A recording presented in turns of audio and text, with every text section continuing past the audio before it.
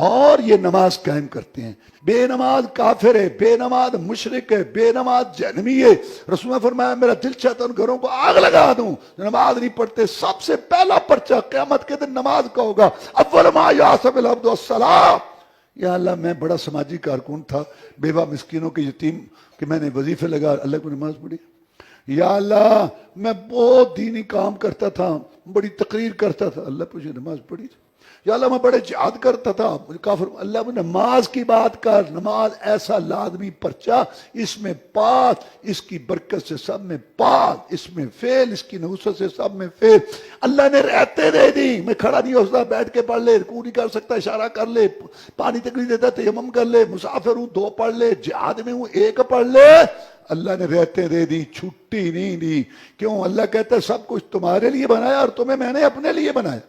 کھیتیاں سرسبز ہیں تیری غذا کے واسطے، چاند سورج اور ستارے ہیں ضیاء کے واسطے، جانور پیدا ہوئے تیری وفا کے واسطے، سب جہاں تیرے لیے اور تو خدا کے واسطے. اگر حی علی الصلاۃ سن کے مسجد میں آتا ہے بھی، بچوں کو کاروبار کو چھوڑ کر، دوست احباب کو محفلوں کو چھوڑ کر، اللہ کی قسم تیرے دل میں پیدا کرنے والے کی محبت ہے جو تجھے مسجد میں لائی ہے. اللہ کہتا ہے میں نے اس لیے اس میں رہتے دے دی، چھٹی نہیں دی کہ میں نہیں چاہتا میرے بندے میری بندی کہ تیرا دل کسی وقت میری محبت سے خالی ہو. یہ نماز پڑھنا اللہ سے محبت کی دلیل ہے. حی علی الصلاۃ حی علی الفلاح سن کے بھی بچوں میں بیٹھا رہے، دوست احباب میں، محفلوں میں، اور وہاں بیٹھے ہیں 2 گھنٹے یخ یخ بک بک. نماز کے لیے تو نہیں آتا. اللہ کی قسم تیرے دل میں پیدا کرنے والے کی کوئی محبت نہیں ہے. خالق مالک رازق ہے، خوراک غذا دیتا ہے، کھلاتا پلاتا ہے، زمین و آسمان، چاند سورج ستارے، ندیاں نالے پہاڑ سمندر دریا گھر بار بیوی بچے، اتنا کچھ تیرے لیے پیدا کیا. دیکھنے کے آنکھیں، سننے کے لیے کہاں، سب کچھ دیا. اور پیدا تجھے عبادت کے لیے کیا. اور 24 گھنٹوں میں 5 نمازوں کا 1.25 گھنٹہ 1.5 گھنٹہ اگر تو نہیں دے سکتا، لعنت ہے تیری زندگی پر جو جنگل کے خنزیر اور جانور سے بھی بدتر ہے. گھروں کے گھر بے نماز، مارکیٹوں کی مارکیٹیں بے نماز، بازاروں کے بازار بے نماز، علاقوں کے علاقے بے نماز، محکموں کے محکمے بے نماز، اور سارے بے نماز بے نماز. لگتا ہے ہندوؤں سکھوں کی مارکیٹیں، ہندوؤں سکھوں کے محلے. نماز نہیں تو تیرا اسلام سے تعلق کیا ہے؟ طائف میں آپ کو پتھر پڑے، رسول اللہ صلی اللہ علیہ وسلم نے مار کھائی، آپ نے واقعہ سنا پڑا ہے.